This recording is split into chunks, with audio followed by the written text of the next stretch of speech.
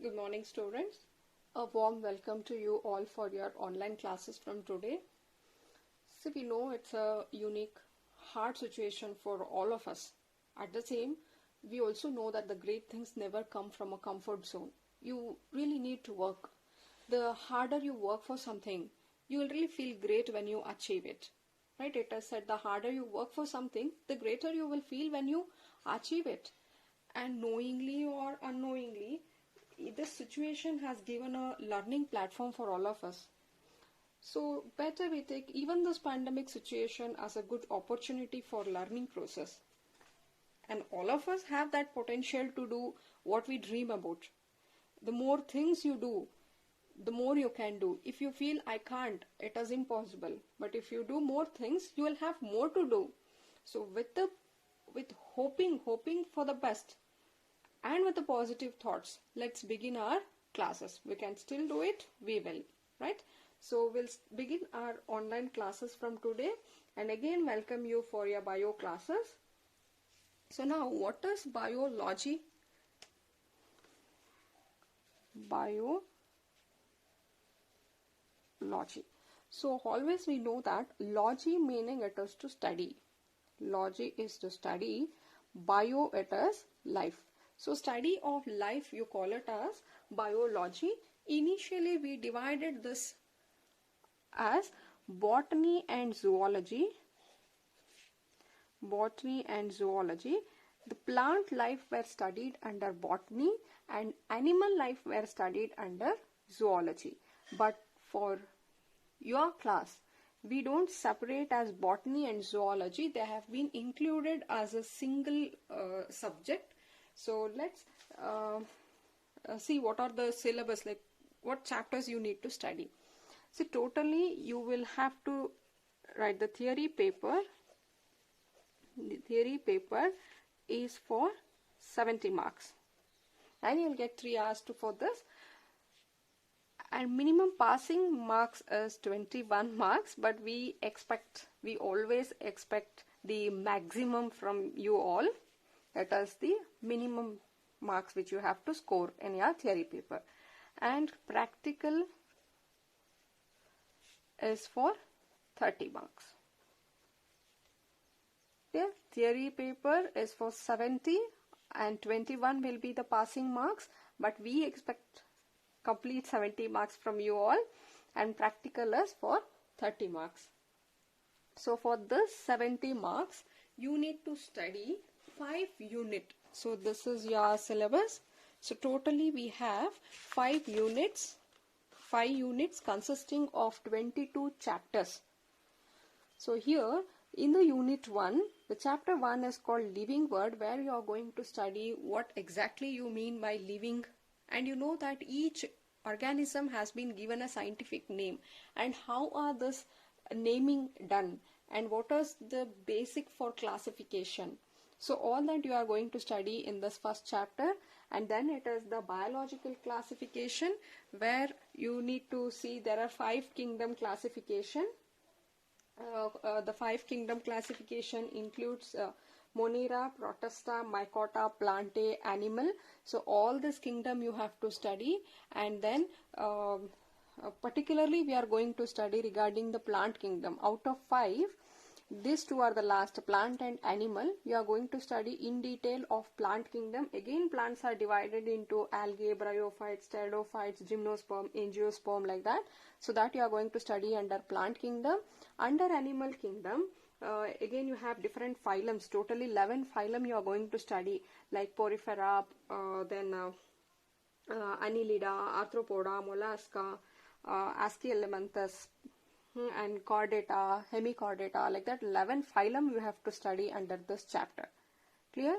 And moving on to the second unit, it is the morphology of a flowering plant. Always morphology meaning external characteristics of a flower.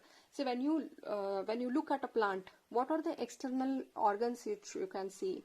You can see flower, fruit, root, stem, all that. So you are going to study the external morphology of that plant in detail, and in our next chapter you are going to study the internal characteristics. See what are the cells? how are these roots made up of, how stem and for what they are modified, everything you are going to study. Clear? And it has the structural organization in case of animal. So like epithelial cells, cuboidal, what are the cells present in the animal, what are the tissue present in the animals, all that we have to study in this chapter. And third unit, it is entirely regarding the cell. We know that cell is a basic structural and functional unit of all living organism. So what are the cell, what is the structure of the cell, and what are the cell organelles present? You will find Golgi apparatus, mitochondria, ribosome, endoplasmic reticulum. So how are this and what is their function? Everything. And coming to biomolecules, we need to study the carbohydrates, nucleic acids, protein structure, amino acids, how are they linked, what are the bond present in them, all are studied under biomolecule. And cell cycle and cell division, you are going to study two type of cell division, that is mitosis and the meiosis under this chapter. And moving to the fourth unit, it is plant physiology. See, plant also respire. They also prepare their own food by a process called photosynthesis. They need nutrition. So what are the nutrition they need and how do they obtain that nutrition, or how is this transportation occur? The nutrition, how are they absorbed and how they are transported, or once they prepare food, the food need to be transported. So how is this food transported and what are the growth hormones they required? How do they respire? All this metabolic process which happens in the plant, we are going to study under this fourth unit called plant physiology. Clear? And moving to the next and last unit is your human physiology, where you are going to study detail of how the digestion happens and what will happen to the digested, how are they excreted, and what do you mean by breathing, why breathing is necessary. Then how do we get that oxygen, what is blood, lymph, how are they circulated, what are the different types of blood, everything we have to study, including the locomotion, how exactly we move, what are the muscles and what are the joints which will help for the movement, and neural control, how do brain and nerve and how they are connected, how is a message passed, all that. And also regarding the hormones, how hormones will act and which gland, whether it is exocrine, endocrine, how do they secrete the hormone, and the action of the hormones is studied. All this the human metabolic process are studied under human physiology. So this is your syllabus for first year. So without wasting much time, we will move to our first chapter called the living world. Clear?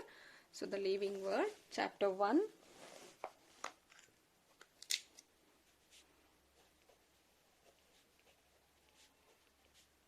Called the living world. You can expect some 4 to 5 marks from this chapter, the living world. Now, when you look around yourself, you can find variety of living organism present. We find many different types of living organism. We are just amazed of seeing all this. We need to know how are this, on what basis we are classifying this living organism. Organism, they have the ability to survive in extraordinary habitat. So you can see organism present in mountain, forest, ocean, land, lakes, deserts, even in case of hot spring, everywhere. So how can they adapt to such environment and how they exist there? And also when we see, we will also find non-living things around us. Say suppose if I keep a pen and if I stand myself and if I ask you whether I am a living or non-living, immediately your answer will be I am living and this pen will be a non-living. So on what basis did you say that I am living and that was a non-living? You need some base for that. So what is those basic things which differentiate a living and a non-living? So that is your first question which you have to answer, and this will be important for 5 marks. The characteristic features of living organism. So it is characteristic features of living organism. What are the characteristics which are exhibited only by living organism and that are not seen in case of non-living organism? Right? So first thing is growth. See, we can see growth only in case of living organism. Non-living, they never grow. Only living can exhibit this characteristics. All living organism, they grow. See here, growth meaning it can be increase in mass or even increase in number. Both are referred as growth only. Increase in number. See, if there is a cell, if it is growing in the mass, even then you call it as a growth. If there is a cell, they just divide like this. And this also is referred to as a growth. In case of multicellular organism or even in unicellular organism, we know cell division. Cell division itself is the mode of a growth. But in case of plant, what happened? The growth is throughout. Throughout their life they grow. But animals are not like that. They will stop at certain age. Certain age.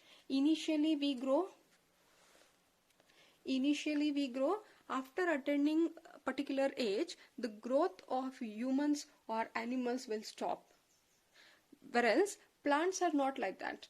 Even if you cut the plant in between, they can again grow.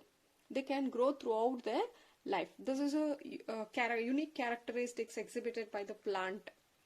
Clear? We will see why, from where they get this potential. You call it as totipotency. We'll study in further classes. But a cell division, the growth, this growth is by cell division here. Clear? Even unicellular organisms can also grow by cell division. Am I clear? So growth is one of the characteristic feature of living organism. You can see growth only in case of living organism. Here growth is increase in mass is also referred as growth. Increase in the cell number is also referred as a growth. In case of unicellular, multicellular, both will grow by cell division. So here plant will grow throughout and animals will stop at certain age. Increase in the mass, if you consider this, see sometimes what happen, there is a mountain, you can see the mountain has row like this, that is it has increased its mass, it has increased. But can we call this as a growth? No, because when we talk of growth, the growth should be from internal. In case of cell, what happens? Increase in the cytoplasm or the protoplasm content will increase the mass of the cell. Here, the growth is internal. Clear? In case of mountain, what happens? This increase in the mass is due to accumulation of certain material on the surface. So there is a mountain here, some material or a sand, they just keep on accumulating on this like this. Over a period of time, you can see there is a increase in the mass. Clear? But still we don't call this as a growth, because if you want to call it a growth, it should be the internal, it should be from internal. In this case, the growth is due to increase of the cytoplasm or protoplasm internally. So you call this as the growth. Clear with this much? So moving on, the second feature is called reproduction. Have you seen any non-living things reproducing? Now what is reproduction? Reproduction is giving birth to younger ones. Giving birth to ones of itself. You call it as reproduction. One organism is giving birth to younger one of itself. If there is a organism, it will live for some period of time, after which one day it has to die. Clear? And this period when it is living, you call it as lifespan. During the lifespan of this organism, before it die, it will give birth to younger ones, which is similar to this one. So this process is called as reproduction, and this is seen only in case of living organism. Again, we have two types of reproduction. One you call it as asexual reproduction, and one more is called as sexual reproduction. In case of asexual reproduction, there will be a single parent which will give rise to younger one. In case of sexual reproduction, we need two parents. These two parents together will give rise to this younger ones. That was called sexual reproduction. Whatever might be, see, in case of asexual, some you might be knowing in your lower classes. Have you studied of budding? Budding example is Hydra yeast. See, if this is a body of the Hydra, you can see a small bud arising from this parental body. Clear? From the parental body, and these are the tentacles which are present on the Hydra. So this will be the small younger ones which is coming out from this parental body. This will get detached and this will develop into a new baby Hydra. So this type you call it as budding. And there are certain asexual spores formed, like in case of fungi, conidia, all that, penicillium. They produce the, if this is a conidia, they will produce a asexual spores on them, and each spores on germination give rises to a new individual, or it can be the fragmentation. See, in case of the planaria, all this, here the parental body will cut and these pieces will develop into a new organism. So these are all some of the asexual method. In case of sexual method, that is purely it will have two parents, and these two parents form the gametes, and gametes will fuse together to form the offspring. So you don't need all this explanation. It is for your understanding only. The point what you have to remember here is reproduction is the characteristic feature of living organism. That is, only living organism can reproduce. See, sometimes here also there are some exception cases. For example, if you imagine there is a male or a female who are sterile. There is a male who is unable to reproduce. You call it as sterility. Sterility. He is unable to reproduce. That doesn't mean he is a non-living. Since he is unable to reproduce, since he is reproduction is not seen in case of this man, you cannot say this man as a non-living. But even maybe this is maybe because of some other factors, like even sometimes female will fail to reproduce. Clear? These are all some exception. So here, but generally living meaning we say that they can reproduce. Clear? So we'll move to the next point here is, the third one is called metabolism.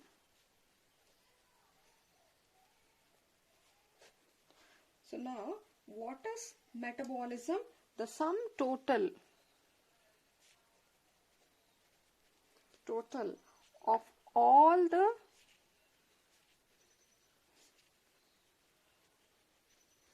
of all the chemical reactions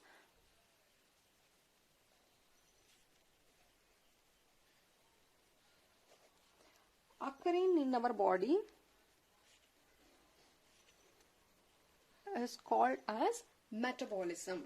See, metabolism meaning whatever process we have discussed there is a photosynthesis, there is the breathing, circulation, excretion, digestion. These are all called what? Metabolic reactions, right? These are the chemical reactions, or generally you call this as a metabolism. And such type of process are seen only in case of living organism. Have you seen any non-living organism preparing its food? Will it excrete anything, or will it respire? Circulation, digestion, nothing is seen in case of non-living, but living exhibit all this metabolism. Therefore, metabolism is one characteristics of living organism. Again, metabolism, here you see two types, that is anabolism and catabolism. Anabolism, and one more is called catabolism. Right? Anabolism is a building up process. The smaller materials will gather together to form something, a big substance. You call it as anabolism. Catabolism is a cut down process. Here, see, example for anabolism, you can take it as growth. Many molecules, many biomolecules join one another to form a cell or a life. So growth is the example for anabolism. Catabolism is a cut down process. Example you can see here, the digestion, where the complex substance are broken into simpler form. So this process, breaking of bigger, a complex into a simple one, breaking or cut down process is called as catabolism. Whatever the metabolism or anabolism, catabolism is observed only in case of living organism. So here all this cellular organization of body is defined as a features of life form. Now moving on to the fourth one is response to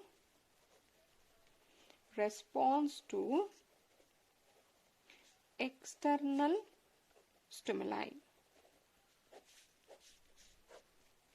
Response to, see, only that living organism have the ability to sense their surrounding or environment, and then they will also respond. They can feel.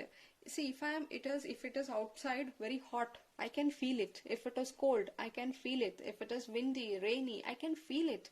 I can feel my external surrounding, and also I will respond according to that. And that ability is seen only in case of living organism.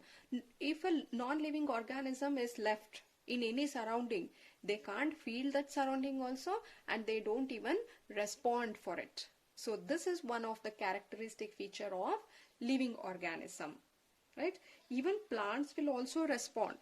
See, plants can respond to the external factors like light, water. You might have heard of photoperiodism, phototropism, that is bending of a flower or a plant towards the light.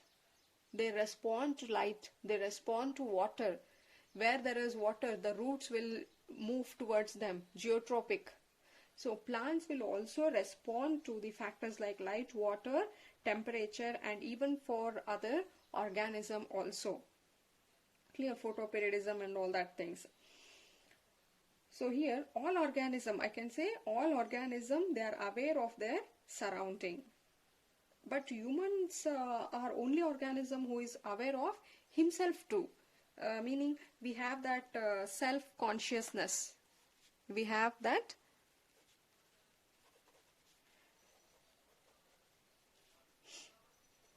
consciousness. We can also feel ourselves also, what is happening inside. We can feel it. So this is one unique characters which humans exhibit. So you can say that consciousness therefore become a defining property of living organism. Clear? Apart from this, you can also take the movement. See, here again exception case are there. Movement meaning we cannot say only living organism can move. See, even plants are also living, but still they can't move. But they can respond, but they can't move. So, and here again, here also response to external stimuli, or the stimuli can be physical stimulus or chemical, physiological, whatever. we will just respond to it. Sometime if a patient is in a coma, that patient is being like supported by machine instead of his organ, they have been in ventilator. So if they are supported by machine and the patient's brain might be dead, they don't respond, or they don't have that self-conscious, still you cannot say that human as a non-living. Is my point clear to you all? These are all some characteristics what we are talking, that the main concept here is we need to study what are the characteristics which are seen in living organism, and that should the idea behind this is on what basis we are differentiating a living and a non-living. How did you say whether it is a living or non-living? If it is showing growth, we say it as a living. If it is showing reproduction, we call it as living. If there is a metabolism, if there is a response to the external stimuli, if there is a self-consciousness, if there is a movement, if there is a cell division, all these are the characteristics of only living organism. Clear? And this will be asked for 5 marks. So you need to write 5 points like growth, reproduction, and metabolism, response, self-conscious, movement. Like this 5 points you need to write. Clear with this? We'll see in the next class. We'll meet next class. Refer your NCERT textbook. Yes. Thank you.